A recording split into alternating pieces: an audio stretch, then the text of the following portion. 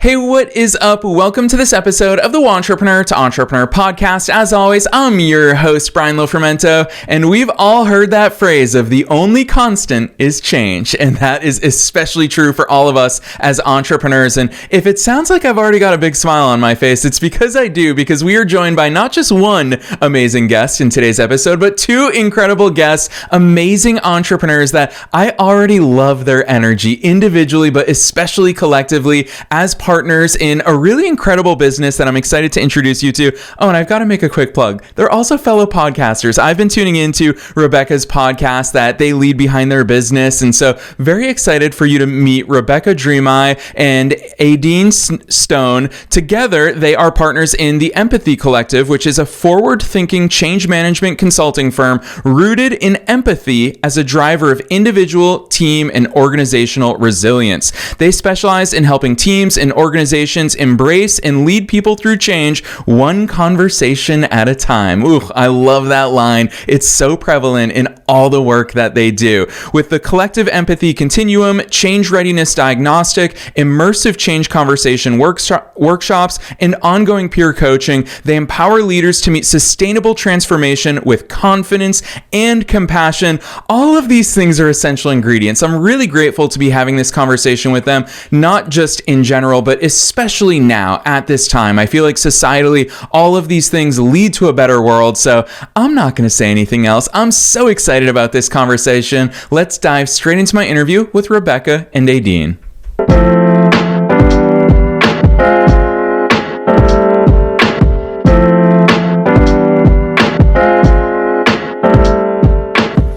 All right, Rebecca, Adine, I am so very excited that both of you are here with us. First things first, welcome to the show.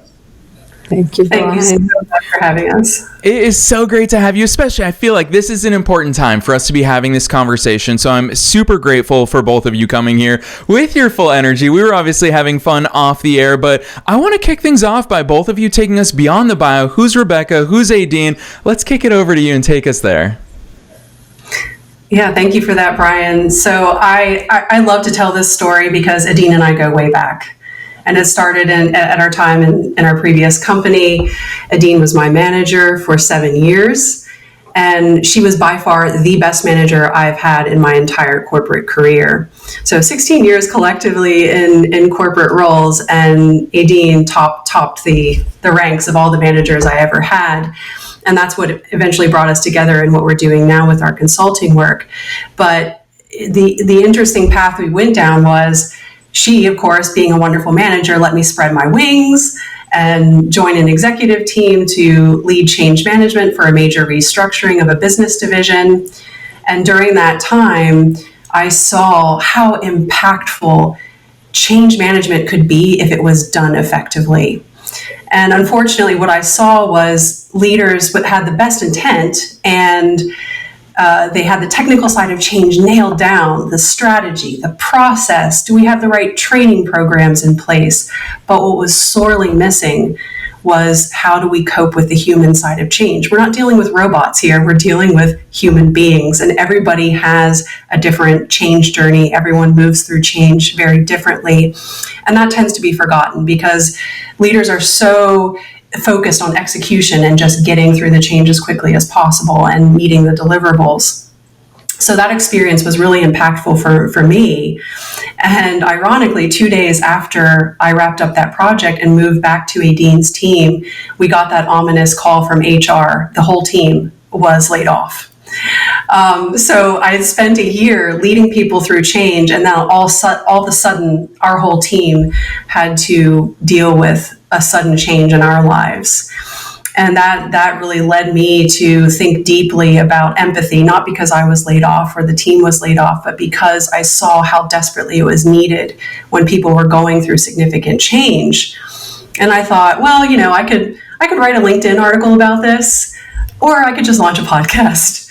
So I just decided to launch a workplace empathy podcast simply because I was so passionate about the topic and wanted to lift people's voices who were doing this already effectively in their roles, whatever that capacity was, while interviewing for my next corporate role, right? And so I'm interviewing a former United Nations peacekeeper And then I'm going into a corporate interview, and it just, the two experiences diverged so much that I eventually just stopped interviewing and decided, okay, I need to do something with this podcast and turn it into a consulting firm that will actually make an impact on people's lives. And the obvious pick for a business partner was my former manager, Adine, because she and I, of course, had kept in touch the whole time after we were laid off, and we went through our own change journey together. So we saw what it took to feel empathy for each other and also have empathy for ourselves, and lead us to our next chapter, which is super exciting for us. So that's in a nutshell how our story of coming together as business partners all began. I'll never, just to add into that, I'll never forget, obviously it was pretty traumatic going through the layoff and the whole team, and how still even after we laid off as a team, we kept close connection, and we really gave each other that support.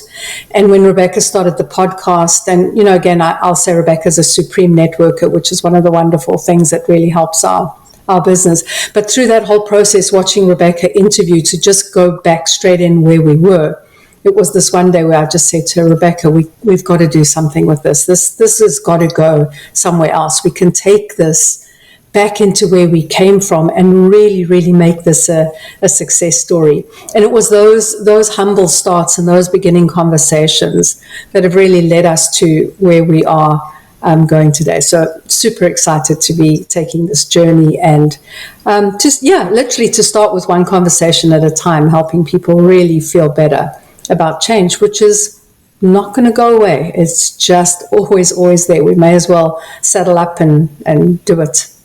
Yeah, I really appreciate the way that both of you talk about that, especially because really your business is a real life practice of change in action. Both of you have talked about your professional career changes and how that led to the two of you partnering up, which there's so many ingredients there that I feel like we should pick up, because I love that old quote in Notion of the fact that we never start over from scratch. We always start from experience. And so the two of you, brand new business when you started it together, but it wasn't brand new. It was the culmination of so much of the work that you had already been doing, the work that you'd been thinking about. I would imagine the conversations that the two of you were having behind the scenes. And so I love the fact that you both embrace change as something that yielded something better. Is that the attitude we should have? Because let's face it, I'm the eternal optimist. Listeners very much know this about me. I'm excited about everything pretty much all of the time. So it's easy for me to have those rose-colored glasses. But I'm a big believer. Change brings space. Change brings opportunity. Please, am I going too far here in my eternal optimism, or what's the reality? No, and I love that optimistic energy about you, Brian. It definitely sets the tone for the conversation. But no, I think as humans, for those who aren't natural optimists, I know I am married to one who always is kind of the glass half empty kind of personality. It's important to recognize that in others, that not everyone sees change as a growth opportunity. And that's why the human side of change is so critical, because everyone digests change differently. And what I realized was one of the most powerful tools when I was leading change management in corporate was people just want to know that they're seen and heard. So sometimes I would just sit and listen to people for 30 minutes. I would not talk at all. I would literally just listen. And I would acknowledge their presence, help them feel seen and understood. And that alone would help them think differently. Like, oh, maybe this isn't, all doom and gloom. Maybe there's some possibility because someone sees me. Someone understands what I'm going through, and we're going to be okay. So I know it sounds really basic, but we are in a world of communication that's accelerated by the digital sphere that we're in. And I think sometimes we forget to just stop and listen when we're engaging with someone in conversation. You mentioned our tagline at the beginning, we inspire change one conversation at a time. We think of conversation being a two-way dialogue. I talk for a little bit and then you talk for a little bit, but actually what we coach leaders to do is to listen more. when you have a change conversation with someone, you should be spending more time listening than talking. Yeah. And I think, I think the thing for me that really started catching my attention, and I'm also just naturally an optimist, and I've always said I embrace change. The thing that I certainly felt at the end of our tenure in our company was that sheer exhaustion of change that's coming at you all the time. It's literally one change has just happened or just been introduced, and another one's coming, and another one's coming, and people are exhausted. And so I think one of the things, apart from what Rebecca's just said, is really helping people to be resilient, to understand how they can manage these different waves of change. And when I say people, I'm talking about the line managers who can help the people. And this is really through conversation. This is really through sitting people down regularly in your one-on-one, in your development meetings, whatever it is, really helping people understand that this is nothing personal. It's not coming at you. We just need to find a way to action through this.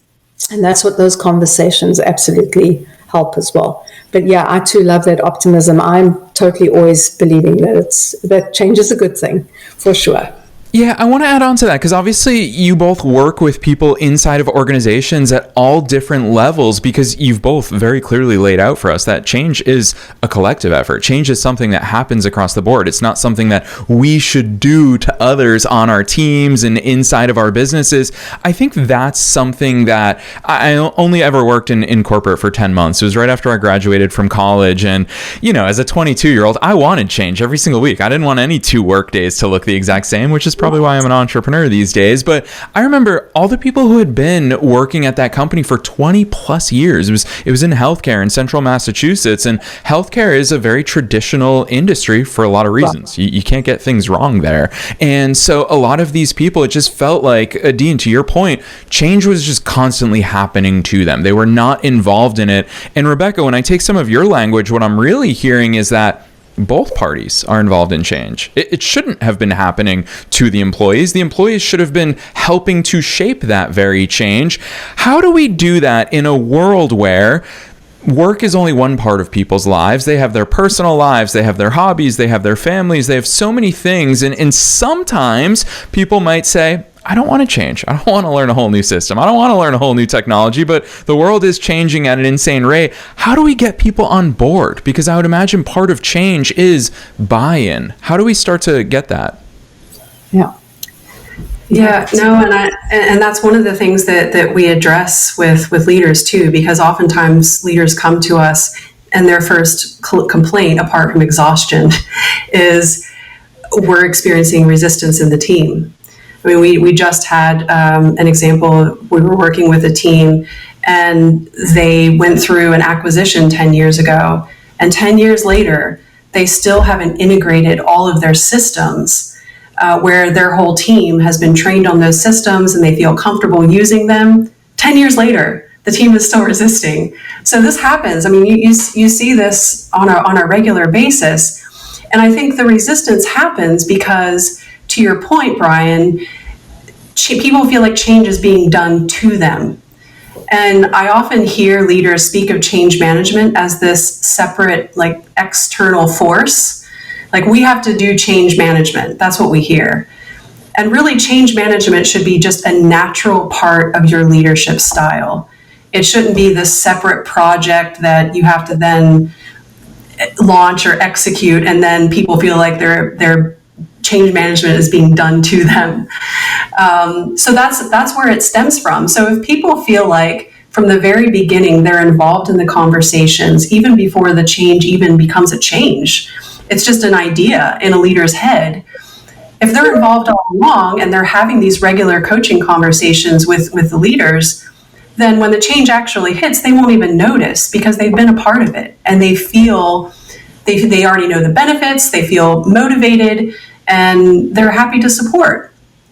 So I think it's not a matter of how do we manage resistance, it's how do we get people involved earlier and prepare for change, which is why we are so focused on change readiness in our consulting firm, because we feel like companies miss that part.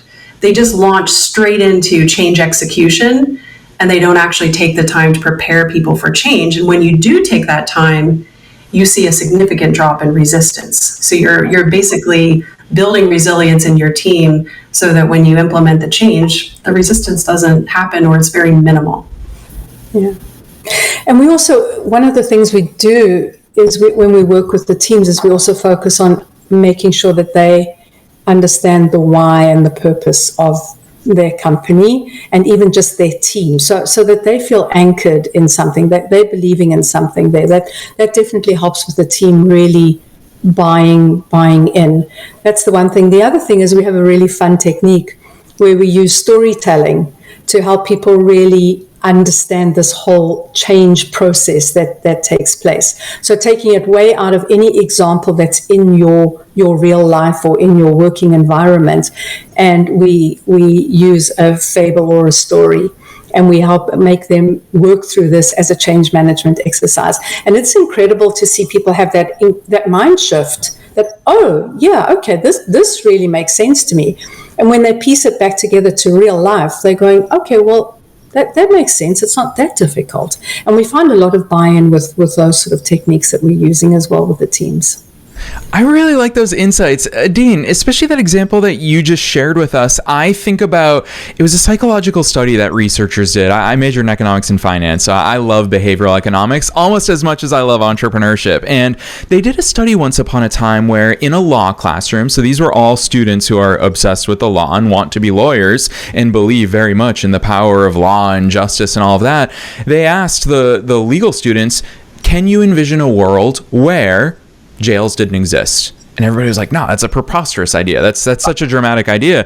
And then they created a space and they said, okay, let's think about what would need to happen societally for us to replace jails. And people, by naturally, we are problem solvers. We love solving problems. And so those students started to imagine all of these ideas of, well, we can have, pathways to career success, pathways to economic development and mobility. And they started to imagine a world where, guess what, if we could do all these things, we could make a dramatic world, which leads me back to Rebecca's point about timing and how early on we involve others in the conversation.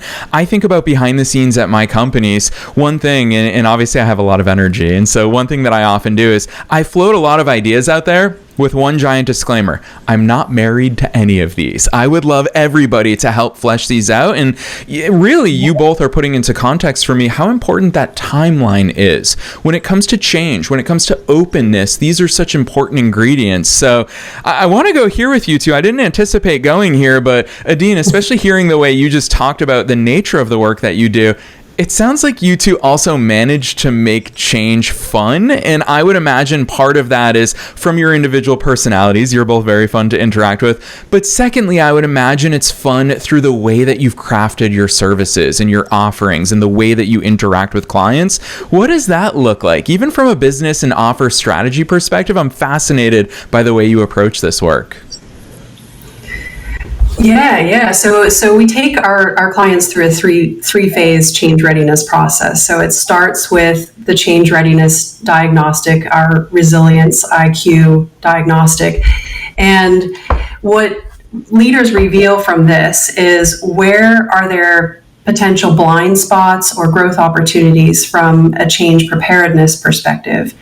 And where are their strengths? So it sheds light on where they can continue to flex the muscle and do the right things, but where do they need further support?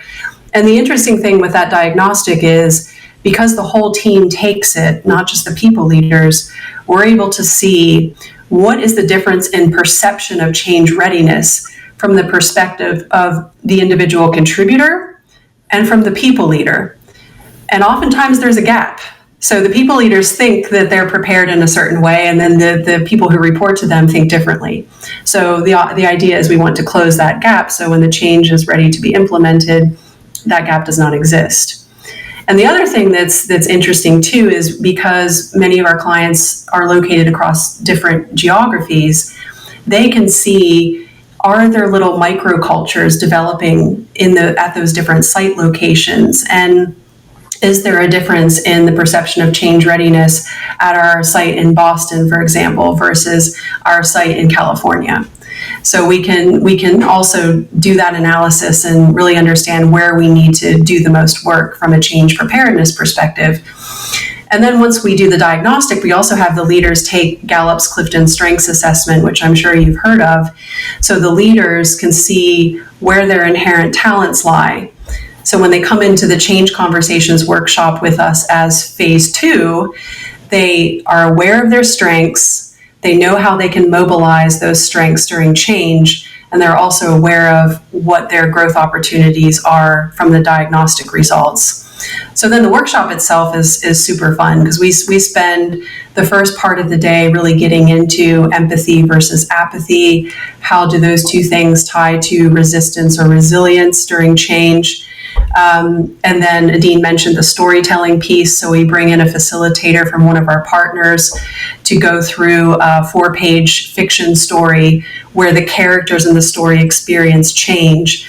And we have a discussion with the people leaders around, how did you feel when you put yourself in the shoes of these characters when they were experiencing resistance or implementing change? So it's a fun way to look at change through a different lens.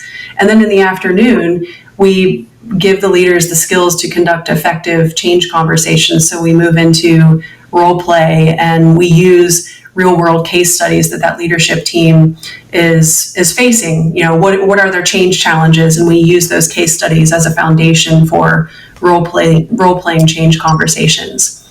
So then when they're done with the workshop, we move them into phase 3, which is our action learning phase, where the leaders come together with a certified facilitator and they spend 2 hours, taking turns bringing challenges to the table.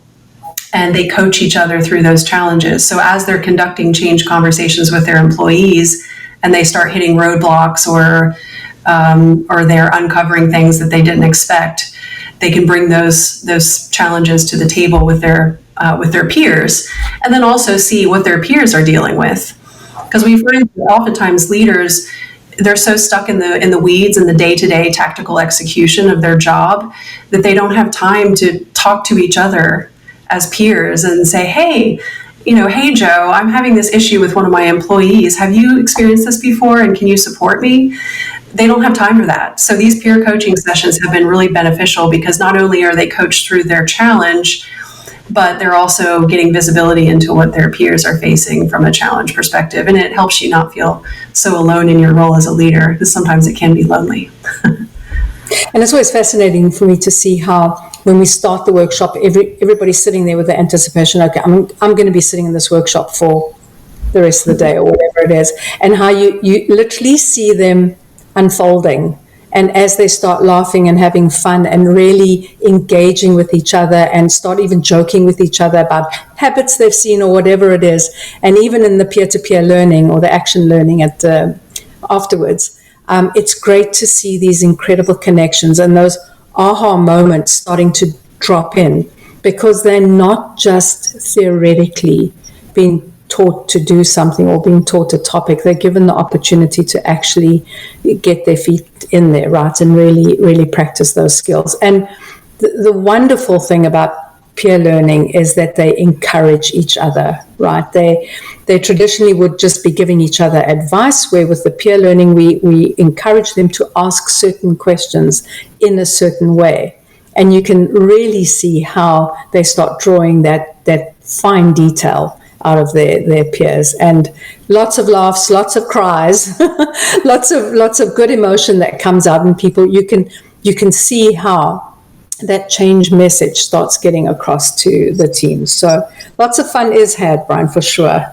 Yeah, I've got to confess this to both of you, though. The more that we talk about the nature of what you both do, it doesn't sound like change management to me. It actually sounds like change culture to me. It sounds like your work really permeates through all aspects of a company and a team's culture. And I think that obviously is way more effective. And Rebecca, you already alluded to this. You said earlier in our conversation that change management can't be a project. It can't be something that you do just once. It does need to be part of the culture, which I want to squeeze this question in before I get to my final question, which I'm always so excited. Today we're going to get 2 pieces of advice because we've got 2 of you, but I want to squeeze this one in before we get there. How can we help to harness and create and shape that culture, especially considering how many of our teams are global these days? The three of us talked off air about geography and our love for all things geography and different cultures. What are some of those tools? Because a lot of teams these days live in Slack. And so hearing the way both of you talk about your work, I want to be in a room with you. I want to be side by side with everyone on my teams and do this work in person, but we can't always do that. So what do those remote considerations look like? Yeah, and honestly, Adine and I have a lot to add to that, because our whole role, our previous role in corporate, was basically dealing with global stakeholders. So we as a team sat in the Boston area, but all of our key stakeholders were spread around the world. We had key stakeholders in Europe, in Latin America, and in Asia. So we were always looking for ways to engage with those stakeholders so that none of them felt left out or blindsided.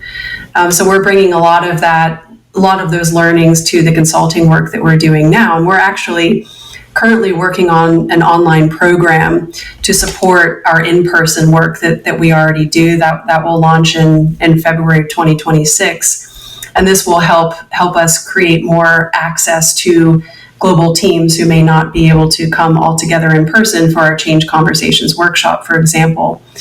But I think it's really important, and to go back to what I said earlier during the diagnostic phase, when teams are able to look at cultural differences between site locations, many microcultures do exist. So you may be a leader of a team with different geographic locations, and you may think that you've instilled a specific culture in that team because you can see what's around you in your geographic area, but you don't see what's happening in South Korea or in Brazil.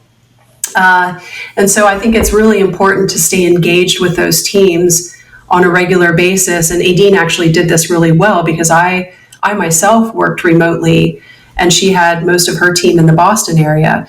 And she was so good about just simply staying connected with me on a regular basis so that I felt like I was part of the team.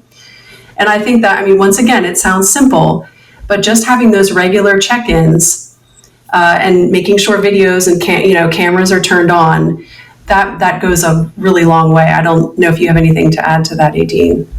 No, and I think you hit the nail on the head. It's about the conversation, and it's about continuing the conversation. And I think the other thing that's really critical to always keep in mind is that your stakeholder, it's not one-way conversation, right? You need to understand how to communicate up. You need to know how to communicate down. You need to go laterally. So whichever way you're going, those conversations remain pretty much the same. But it's staying connected, and honestly, yes, it is hard work, but it's just that commitment to really knowing that if you're keeping the channels open, you're keeping the conversation open, you're going to be able to uncover issues pretty quickly, and you're also going to be able to have fun. And I'm a huge believer of just inserting fun as well. Like we got to just have a little bit of fun. Yes, that is absolutely the truth. And as entrepreneurs, we get to choose to inject that into our culture. So super appreciative of that. You both have been a wealth of knowledge, which makes me even more excited to ask you for your parting pieces of advice. And I do ask that at the end of every single episode, knowing that we're being listened to by both entrepreneurs and entrepreneurs at all different stages of their own growth journeys. And also knowing that the two of you are one of us. You are entrepreneurs as well. And so with those entrepreneurial hats on, what's that one piece of advice that you want to leave listeners with today? You guys can choose who goes first, because it's not easy to go second in this regard. Off you go. Yeah, no, honestly, the one that comes to mind immediately relates to a post that I just published on LinkedIn this week that seemed to resonate with a lot of people. Is my 5-year-old is into this habit where he's allergic to anything he doesn't want to do, and that includes mostly change. So, if he wants to move from playing to putting his shoes on and then going outside, that's a huge endeavor for him. And so he says he's allergic to doing that, or he's allergic to eating dinner, or he's allergic to, going to the park because it means him stopping what he's playing right now and then going outside, getting in the car and going to the park. So my husband and I always joke that he needs change management. My 5-year-old needs change management. And what I found is a lot of the practices that and skills and tools that we're giving to adult leaders and companies apply to children too. And we're getting feedback too from leaders that we coach that the skills that we're giving them, it trickles into their personal lives. So I would say my piece of advice is, if you have a resistant employee or a reluctant child, it doesn't matter who you're associating with, anyone who's experiencing change resistance, rather than digging your heels in or trying to be defensive, I encourage you to be curious. So just put your curiosity hat on and your empathy hat on. Try to put yourself in their shoes, feel what they're feeling. Why might they be resisting? And going back to the child analogy, I always tell our leaders too, pretend you're a toddler and see how many times you can ask the question, why? Why does the sun exist? Why is the sky blue? My son is asking me a lot of these questions right now. I think we should do the same as adults. We don't. We tend to just kind of put up our guard and curiosity goes out the window. But I think change resistance comes from usually something that's deeply rooted inside someone. And we don't ask enough why questions, or just enough questions in general, to really dig deeply to that root cause of the resistance. And I think once you really deeply listen to someone and ask them those questions, you uncover where the resistance is coming from, and you can help them and help carry them through that change. So that would be my advice as a mother and someone who coaches leaders.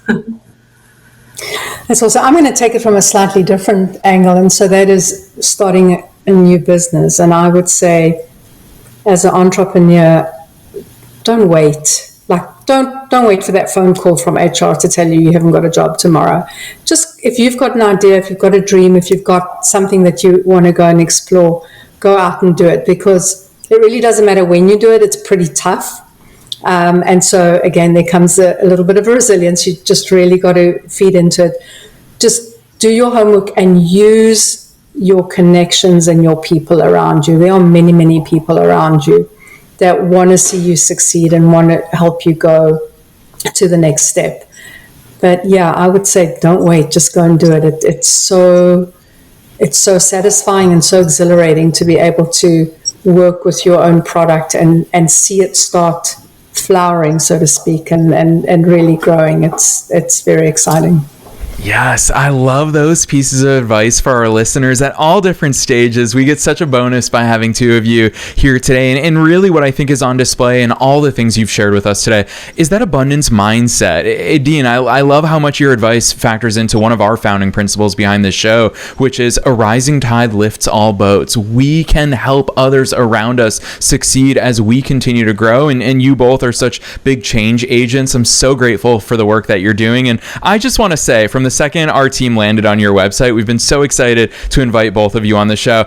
I love your branding. I love the way you lay everything out. It's so clear that you've mapped out the path through your experiences of course, working with so many different people and businesses and clients. So for listeners who want to check out your work and see it, not just hear us talk about it on a podcast, drop those links on us. Where should listeners go from here? Yeah, so you can find us on the web at www.theempathycollective.com. We also have a LinkedIn profile. If you want to go to LinkedIn, we're the Empathy Collective on LinkedIn. You can follow us on Instagram at the Empathy Collective LLC.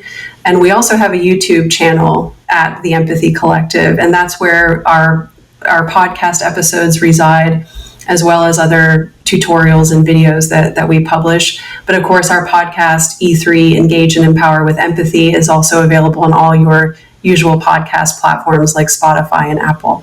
Yes, and listeners, you already know the drill. We are dropping all of those links down below in the show notes, no matter where it is that you're tuning into today's episode. Trust me, you want to check out their website. You will instantly fall in love with their branding, the way that I hope you've already fallen in love with their message and their knowledge that they've shared with us today. TheEmpathyCollective.com. You can click right on through from the show notes. Otherwise, Rebecca, Adine, on behalf of myself and all the listeners worldwide, thanks so much for coming on the show today. Thank you, Brian. It's been an absolute pleasure. We enjoyed it.